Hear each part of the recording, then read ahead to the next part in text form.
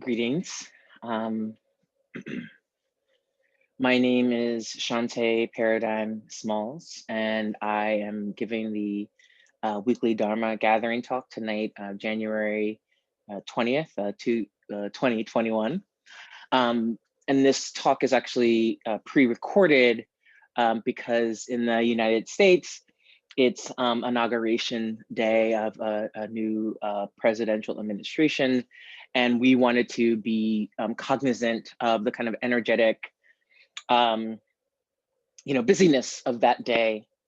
And so I wanted to offer a talk that I think is always, or on a topic that I think is always necessary, but feels very poignant. Originally, back in November, I think, when we were planning out the schedule, I had scheduled a talk. I was going to talk about compassionate wrath and wrathful compassion. And I think compassionate wrath and wrathful compassion does tie in a little bit to what I'll be talking about tonight, victory over aggression. But it's just a different side or different tenor of the same principles of protection. But tonight, those principles of protection really come from spaciousness and being able to hold one's seat. So tonight's talk is victory over aggression. Aggression being one of the three poisons in Buddhism: passion, aggression, and ignorance. And aggression is often associated with speed and a lack of spaciousness. And so this victory over aggression actually starts with ourselves, and then working with like our environment or, things closest to us. So family, work, neighborhood, state, whatever, and then spreading out to others that are beyond our more immediate circle, and then beyond that, and beyond that, and beyond that.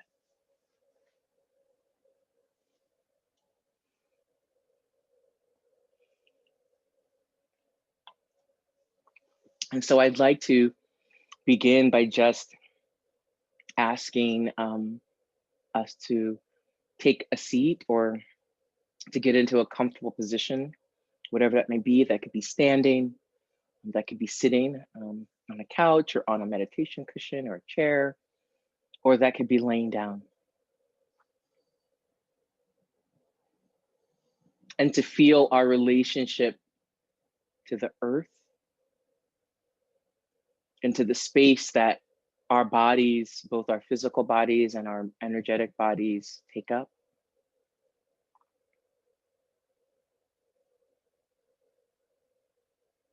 And feeling in this connection to the groundedness, the ground, the literal ground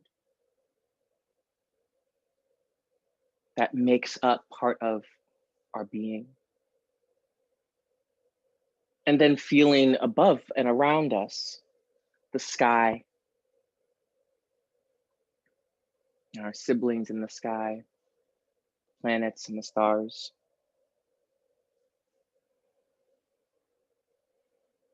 And then feeling at the kind of heart or earthling level, our environment.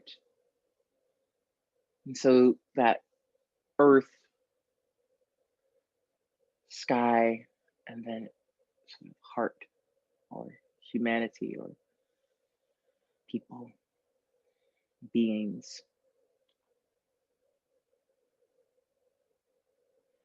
And just checking in with our body, noticing if we're just the quality of our body. Are we tight? Are we loose? Are we good? Are we more forward? Are we more back? Are we tilted to the side?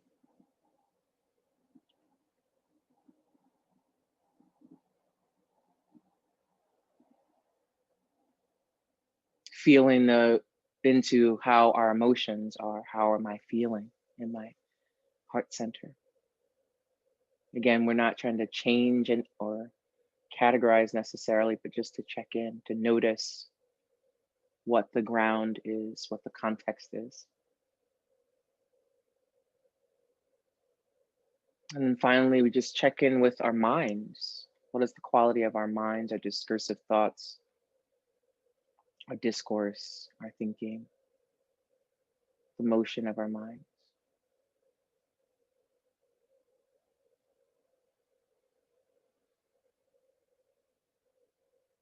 And then I invite you to feel the body breathing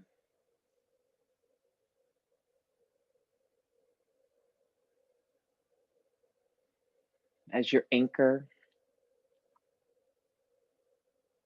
And here I'm going to invite you to keep your eyes open and the gaze soft. If that feels difficult, you certainly can close your eyes with a soft gaze. And I'm going to ask that your gaze just be at the horizon level. Again, soft, where you're seeing, you're taking in information, but you're not looking, right?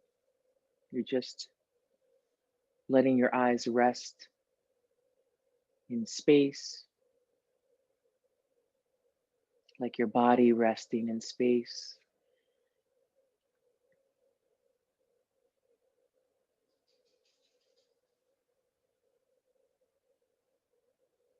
And here, the object of meditation is really resting in space itself.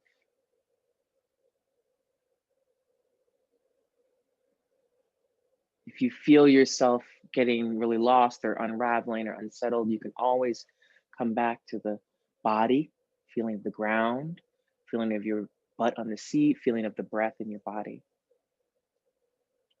And then, if you're ready, you can just rest in space. And here we just let thoughts, physical sensations, and emotions arise, abide, and dissolve on their own as we rest in space. If this is very easy for you, excellent. If this is very difficult, excellent. It's okay to just come back to what's more manageable. And if you're somewhere in the middle, excellent. You can just work with that.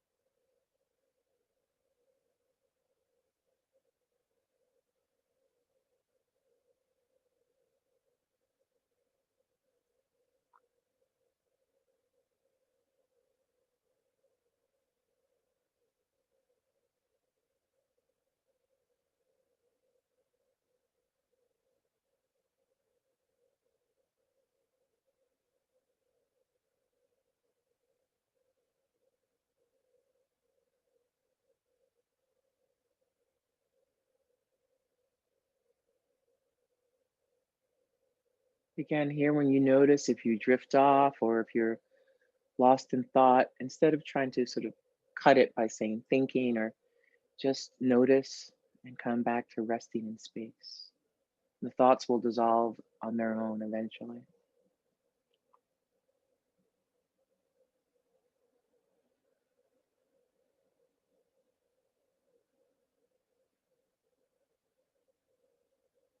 In this way, it's like the difference between when you notice something and you say, "Oh, hey, there's a deer," and then you put your eyes back on the road if you're driving, and when you notice the deer and you just come back. That's the sort of difference in technique.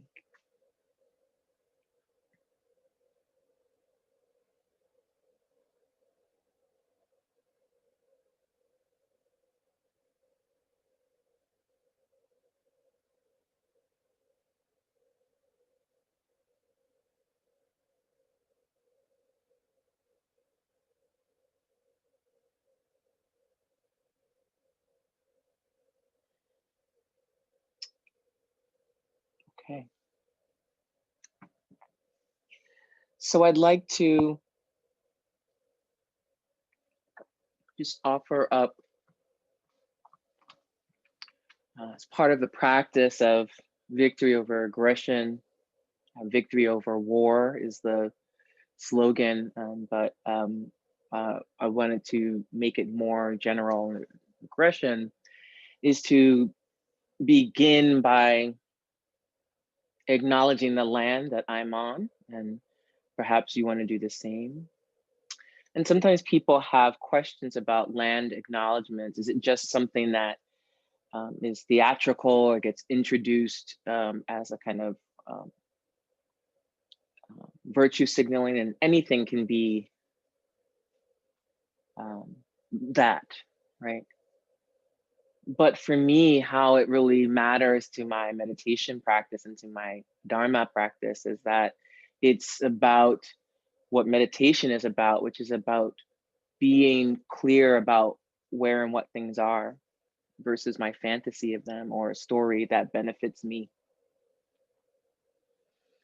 And so acknowledging the people and the land that was stolen from them, the legacies that were stolen, even though the names still exist in many places, the way that's been erased and attributed to European colonial settlers is part of the fantasy of what we call the United States and other places that are were violently settled by colonizers. So I live on Lenape-Hoking, Lenape-Hoking, which is a large landmass, and there are other people who were also here with the Rockaway and the Canarsie, and those names still exist as sections of Brooklyn, New York, and Brooklyn is a Dutch word.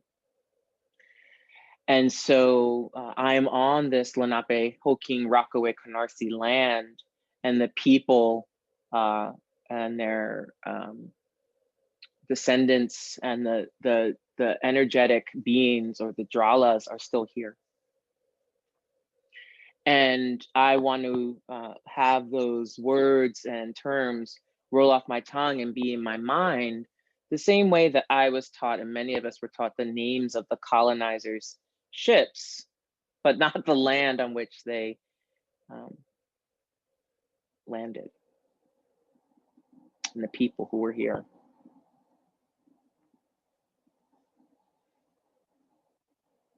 And that, what am I doing to work with this practice of decolonizing land, and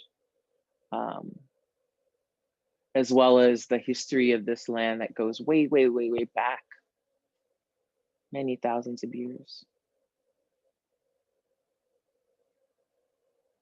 And that this land also was a place where Africans were human trafficked and enslaved. That's right, in New York City. It is also a place where many migrants and immigrants were abused and dispossessed, as well as the indigenous dispossession and Black African disenfranchisement. And so part of victory over aggression is becoming clear about what the full story is. Sometimes they call that equanimity. And not only being invested in the things that, the stories that make me feel big or safe or powerful.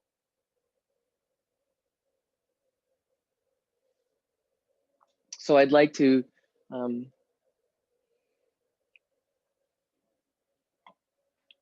talk about two aspects of victory over aggression using slogans, and a talk on the three metaphors of the Dorje Kasang. And Dorje Kasang means, Dorje is the same word as Vajra. Dorje in Tibetan is Vajra in Sanskrit. Indestructible Dharma protectors.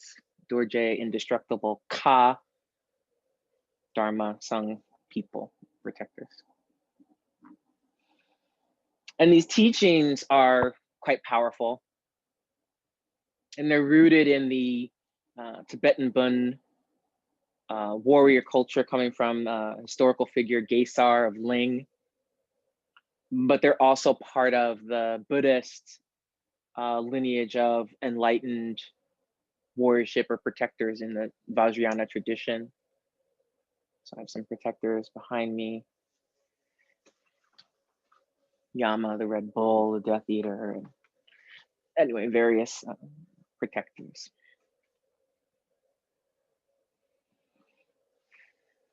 And so there are these slogans that those of us in the Kasang, and I took a lifetime oath to be a member of the Dorje Kasang, and the Kasang really are responsible for protecting Dharma spaces, and people within those Dharma spaces. Holding the container so that people can practice, and whatever arises, sometimes wildness arises in people, and not just in our minds, but in our actions. Sometimes sickness arises. And it's the Kasang hold the space so that teachers can teach, the Dharma can be experienced, and so that practitioners can be deeply invested in their practice. So sometimes Kasang are outside of the shrine room, or doing other things, left out practice. And in order to really work with that practice of holding space for people, one needs to practice quite a bit daily. And it's holding space without aggression or rigidity or superiority or kind of fixation or neurosis. And in particular, it's being able to work with the aggression that arises from in the self, from kind of like wanting to be in on things or wanting to be special. So sometimes the Kasang wear matching outfits so you can identify us, but also to work with humility. And also the aggression that sometimes is directed at space holders,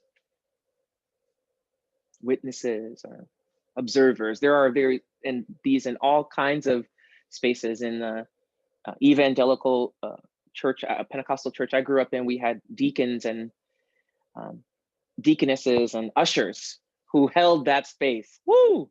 And that was my a first real example of Kasang in my life. They knew how to hold space, and they had many different talents. Some were nurses, and they wore white a lot of times, and there was a sense that they were protecting the space. Even though a lot of them were older, it wasn't like they were gonna necessarily beat anyone up. I mean, I don't know, but they were powerful.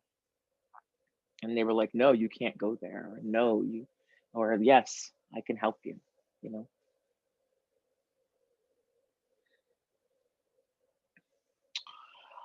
So one of the, there's many forms of training in the Dorje Kasang, but one of the forms of training have to do with memorizing 8 slogans.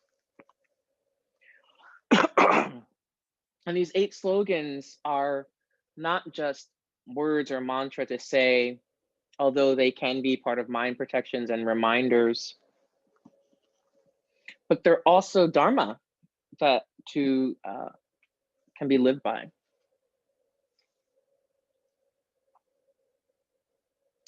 And so the first one is very interesting because it seems to not be related to aggression. Have confidence to go beyond hesitation. But this confidence here is not egoism, and the hesitation isn't just like, oh, should I do it? But it's about trusting my innate qualities, the sanity I was born with. It's about trusting in my awakened nature. It's about egolessness. and not having to have all the answers, but being confident that I will have the skills because I've trained, I've sat, I've worked with my mind and heart and body.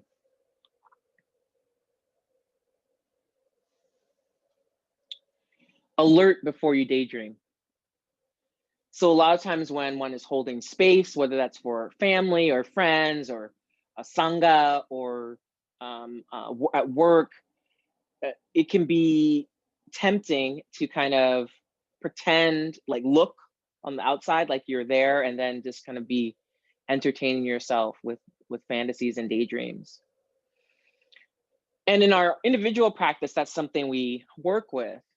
But when we're really tasked with holding space for others, we have a little bit of a perky quality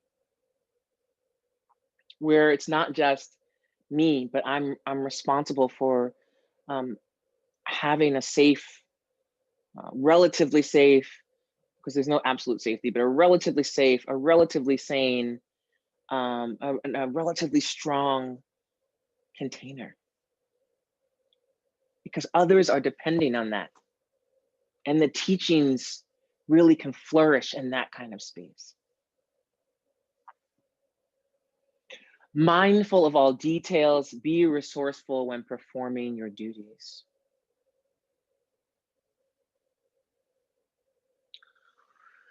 So sometimes things happen, maybe in the context, let's say, of work, the Zoom goes out, or the link, or, and instead of going into a panic or self-blame or self-centeredness, how do I use the resources available to me internally and externally? How to preparing, not just winging things.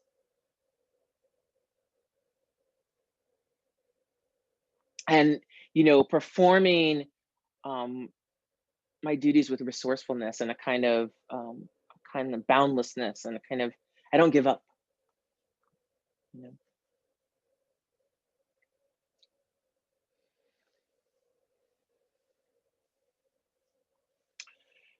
Fearless beyond idiot compassion. Another way to talk about idiot compassion is, could say it's people pleasing, or it's manipulation, or it's laziness, or it's a kind of compulsion to want people to like you or to seem spiritual, right? But this fearlessness, so compassion is about co-suffering, going through, sharing. And so this fearlessness is like, I'm going to go there with you. And I'm not going to go there with you out of should, or I want you to like me, or that makes me look good, because I trust my nature and I know my nature, so that I can be fearless, not without fear, but walk through the fear, walk with the fear, use the energy of the fear to be present for others and have support, right? So we don't do these things alone.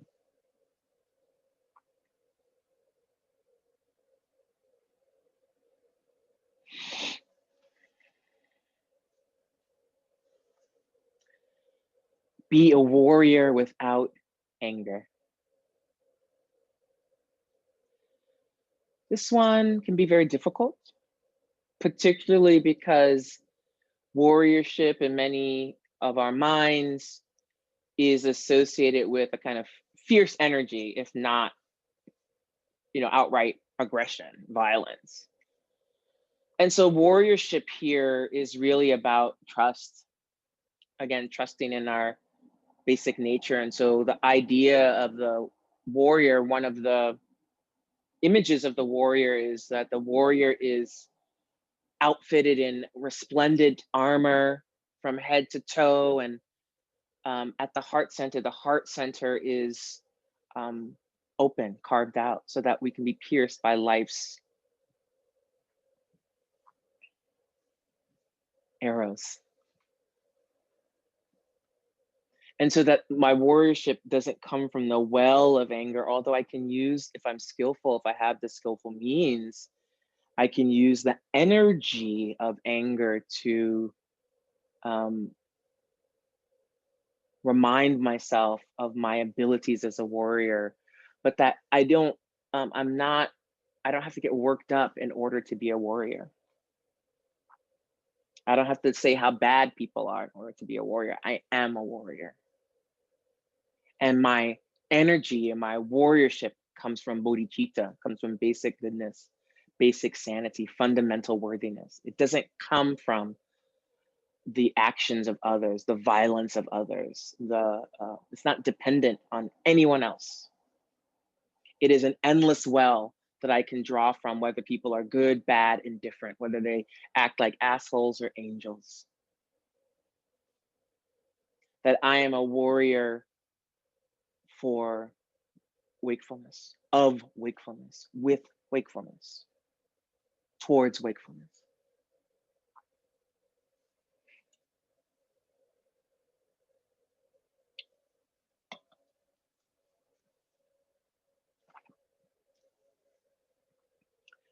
Not afraid to be a fool. I love this one because it reminds me of the power of having a sense of humor about myself and about the world, and that chaos is a part of that. Chaos is what the kind of environments always are, and we sometimes try to organize chaos, right, over a course of time so that people can settle and hear. But that I'm not afraid to, not afraid to be a fool also reminds me of the Lojong Buddhist slogan, drive all blames into one. I'm not afraid to take on that kind of blame, or, well, that didn't go right. And someone, that's right. That's all right. I'm not afraid to to hold the kind of um, mistakes. That's part of being alive.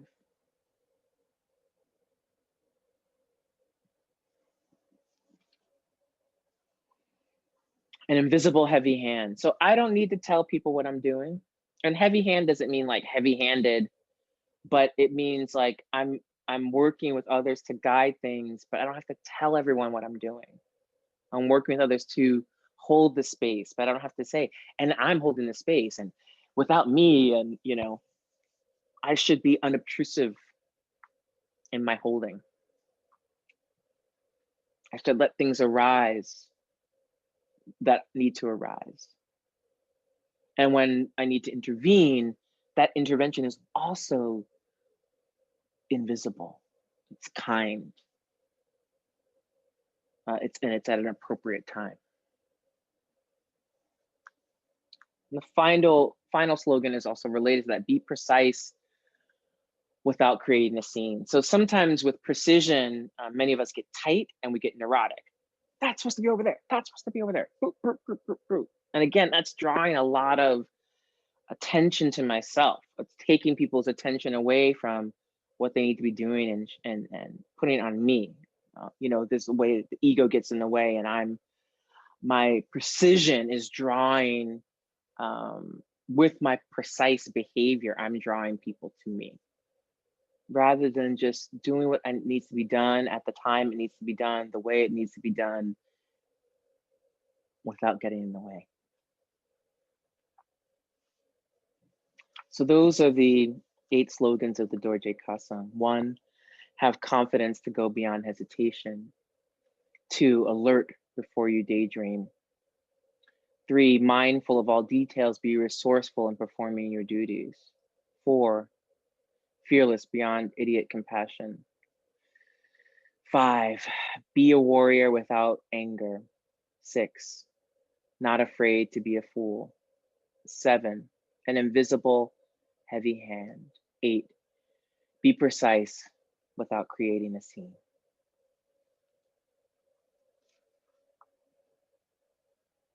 So before I talk about the 3 metaphors of wind, container, and horizon, why this kind of practice? Can I just do metta practice or Maitri? Tonglan, of course. Right? And these are those kinds of practices. But these are also practices of spaciousness. Oh, Mahamudra or Ati, Zochen, where we're working with space itself and unadorned space, and not trying to manipulate it, but trying to work with it. So there's a kind of ground path and fruition, right?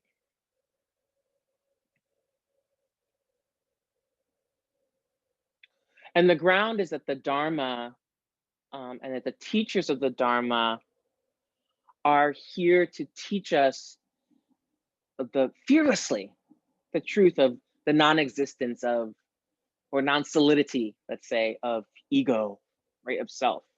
But of course, there's this representation or presentation of me, but at an ultimate level, the Dharma is to say, hey, it's all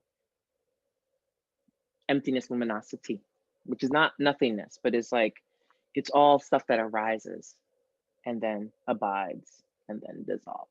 So the Dharma and the Dharma teachers present that. And so sometimes people wild out when they hear that in different ways, right? And so this path is that it's uncompromising in many ways, although it can be presented gently, or it can be presented more fiercely, it can be presented more neutrally. And that it's that sometimes message that it's emptiness, luminosity, the ego is non-existent, the self is non-existent, can provoke a kind of reaction in people, neurotic or aggression, or right. There could be verbal attacks, physical attacks. There could be work to undermine the three jewels of the Buddha, Dharma, and Sangha. And so the fruition is then we need, the view, right, is that we need protection to hold space. And it's based on non-aggression, spaciousness, gentleness, right? Spaciousness and gentleness are synonyms here. And it's motivated by compassion and understanding what other beings are going through. Like, yeah, I identify with that provoked aggressive response, right? But when you hear the truth sometimes.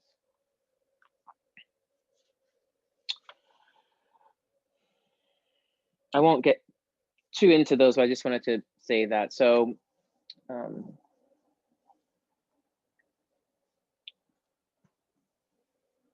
my table is shaking.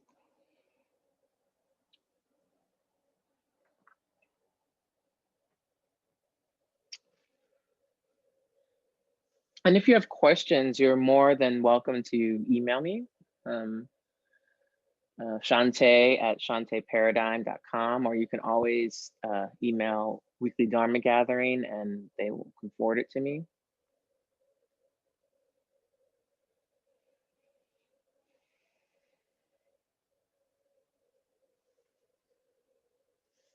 And so I just want to talk a little bit about the three metaphors: wind, container, and horizon. So wind, container, horizon, three metaphors, or whatever. So I'll just read a little bit. Wind, your duty is this. Suppose there are lots of clouds around the sun. Your duty is to create wind so that the clouds could be removed, so that could be a clear sky and the sun could shine. That's the duty of the Dorje Kasang.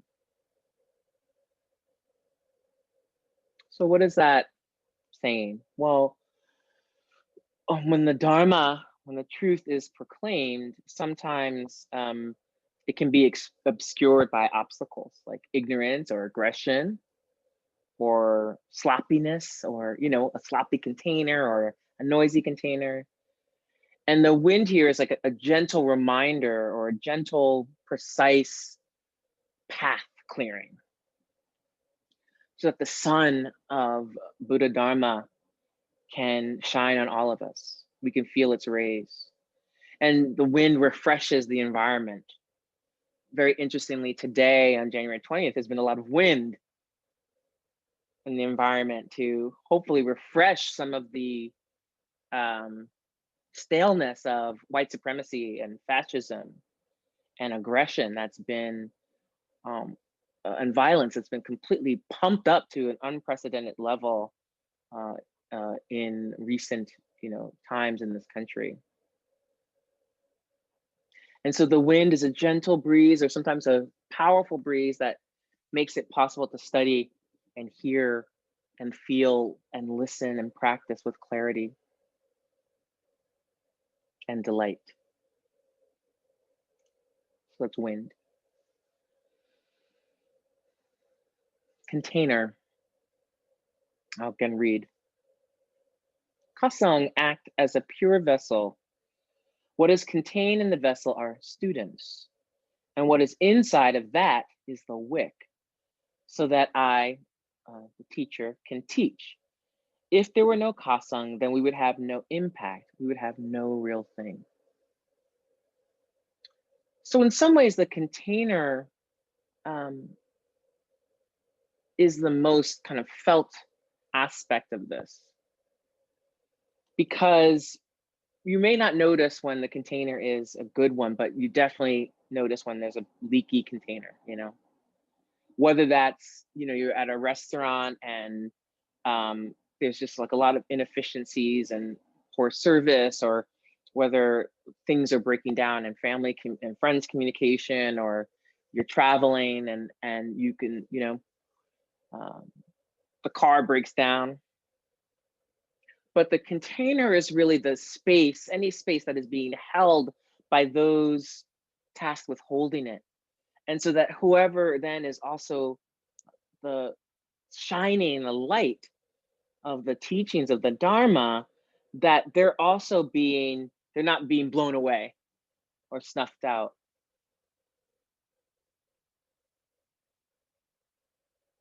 And that presence of the, being able to work with what's arising is like illumination. It illuminates the space as well, right? It's not just the space itself, but it's being the illumination that helps and reflects that back, so people want to pay attention to the teacher without, aggression, without, it's not about worship, but it's like, I want to hear the teachings.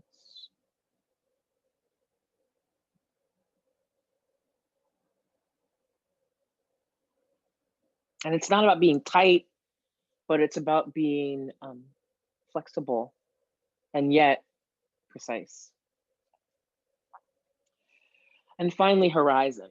The sun analogy is that when we look at the sun shining in the sky, that sun is always framed by a horizon of some kind.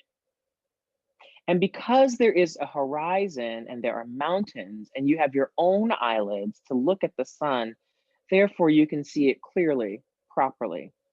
Otherwise, you can't see the sun. You'll be just lost in outer space, floating around. And so this refers to having a reference point, having a context. The context and now allows for there to be a kind of a relaxed order to things, or a natural hierarchy, and hierarchy not based on value, but based on kind of what needs to get done, right? So it's not an imposed hierarchy. So for instance, the teacher sits in a place where everyone can hear the teacher. That could be in a circle, that could be in a dais, that could be, in a rows. But there's some kind of, where the teacher is, the orientation, like we can orient to the sun. We know where it is, right? Partly because there's a horizon to frame it. We know where the exits are if we're in a room, right?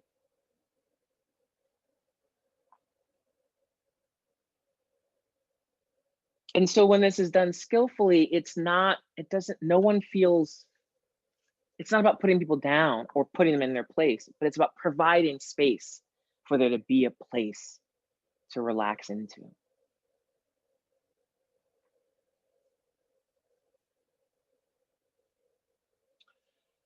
So these teachings come from the Dorje Kasang handbook, but there's also a book that's for sale generally if you're interested in these teachings, called True Command, the teachings of the Dorje Kasang.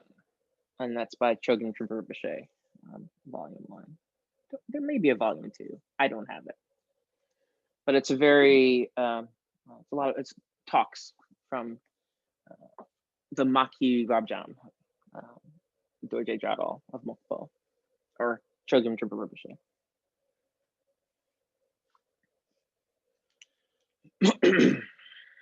So how do we practice this in our own lives if we're not Kasang? So I just want to offer a few ideas. One thing that sometimes that I often hear, I want to encourage people to engage in some kind of bodily practice that orients you towards protection of self and other. So it could be just a couple of self-defense moves or classes. There are lots of spaces like feminist and queer and trans spaces that offer free self-defense classes or bystander intervention classes or upstander intervention classes. And those are some of the things we would do when I was in charge of the Kasang in New York. Those kinds of trainings were really important for everyone. That we learn, how do we intervene into aggression? There are skills for that that we see happening in the world. So that's one thing I would offer. I've done trained as a martial artist and done different kinds of trainings for diffusing situations, mediation. Another practical thing to do is to have some kind of training in CPR or first aid or mental health first aid. Because again, we can be part of helping a situation, being a protector, being someone who holds space, being someone who's able to care for others. I need to renew my CPR certification. So that's another thing I'd offer. And the third thing is to engage in practices that are about around speech.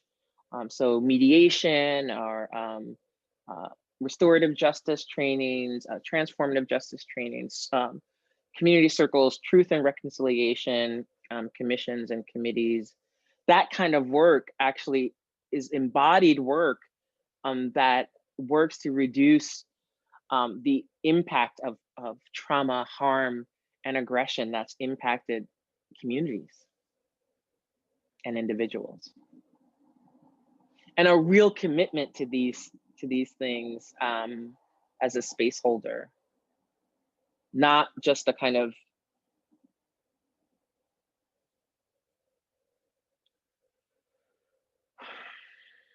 for the flash of it, but rather to really engage in transforming spaces, places, interactions, communities, dynamics, institutions, families, relationships, interpersonal relationships. And that we can use these teachings anywhere. You know, it really starts, it's grounded in our own meditation practice, in our own practice of awareness, internal and external. Our own ability to work with space.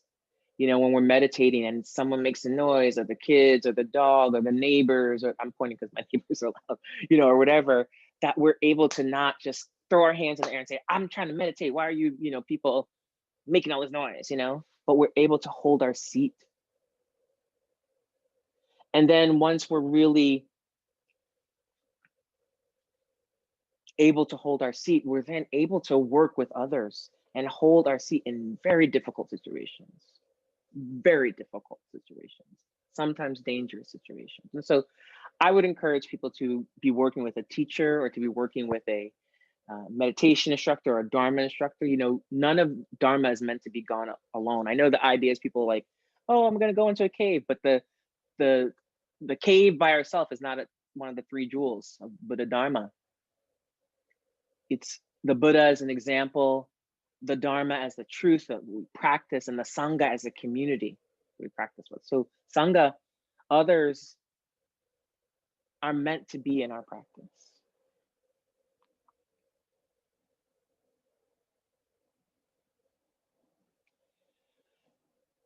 So I want to thank you for listening to my talk. I hope that it was helpful. Next week, we'll be back with a live talk with the wonderful Sheena Brockington Taylor, who I believe is doing a teaching on compassion practices. And we just encourage you to become a subscriber. You can go to weeklydharmagathering.com and become a monthly subscriber or a yearly subscriber. You can gift subscriptions. We also have a 7-day free trial where you can just watch as many videos as you can in 7 days. So thank you for your practice.